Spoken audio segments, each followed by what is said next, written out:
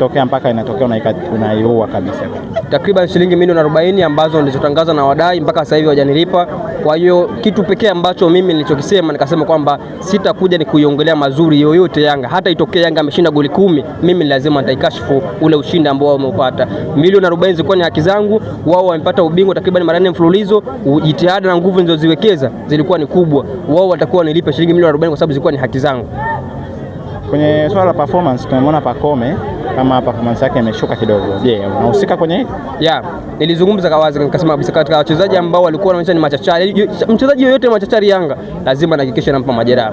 Tumeona kwa Climate Mzize tumeweza kumpa majeraha, lakini pia tumekuja kuona kwa Pacome tumeweza kumpa majeraha. Na hii next anakuja Alan Okello ana haja kumpa majeraha kwa sababu Alan Okello yeye uwezo wake ni wa kawaida, nimeshamshusha. Uchawi ndio mshindilia. Ndugu mwandishi na vongomi na wewe, kuna jini anaitwa Okorochi. Yule jini nimemtoa Sumbawanga. Sumbawanga hapa Tanzania ndio mkoa ambao unaongoza kwa uchawi. Yaani unajua Sumbawanga ndio mkoa ambao unaongoza kwa uchawi, ndio Okorochi nimemtoa Sumbawanga. Imagine jini anatoka Sumbawanga anakuja mpaka Dar es Salaam kuhakikisha Alan Okello afunge goli. Alafu mimi nimfanye majeraha. Majeraha nini? Yeye ninafanya kwa mchezaji mbovu, wao Yanga wapate hasara, wametumia zaidi ya milioni 700 kumsajili. Mimi nasema kwamba namtumia jini Okorochi, Yanga ashinde. Kama wameweza kupata milioni 700 ya kumsajili, wanakosaje hela ya milioni 40 kukulipa wewe ili aweze kukaa sawa? Unajua pale Yanga kuna viongozi ambao hawanikubali.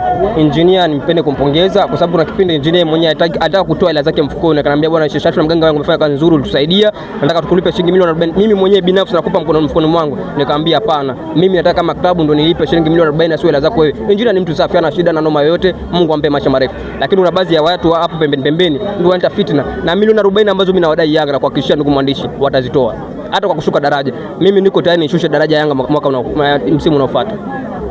Kufeli kwa Yanga kwenye michuano ya kimataifa umehusika kwa njia moja ama nyingine?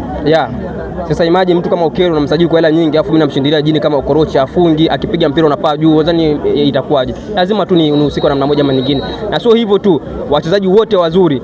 Kuna nafasi kubwa ya Pacome asicheze dabi, na hii inaashiria kwamba kama Pacome asipocheza dabi lazima asurubiwe, na lazima Yanga asurubiwe goli hizo 2 mpaka 3. Wallahi nakwambia.